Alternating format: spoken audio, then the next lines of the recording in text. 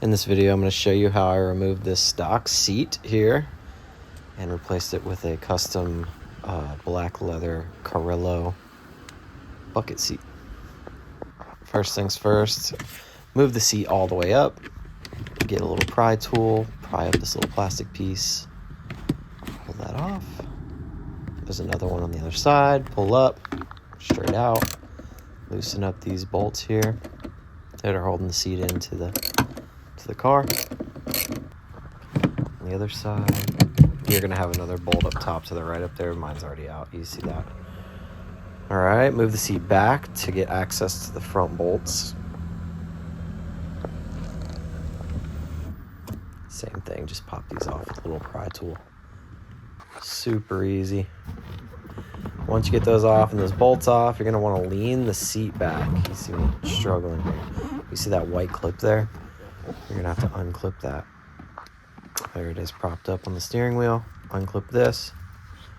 Then you're gonna wanna pull out this freaking, what feels like 200-pound seat. Not really, it's probably like 70 pounds, but a lot of electronics in there. That thing is heavy and awkward to get out without destroying your door panel. All right, test fit in the bracket.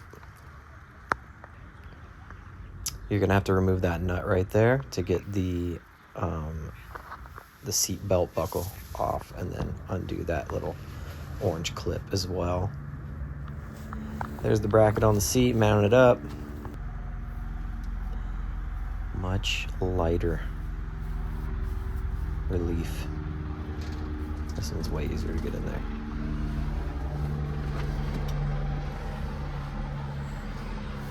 And just line up the bracket holes.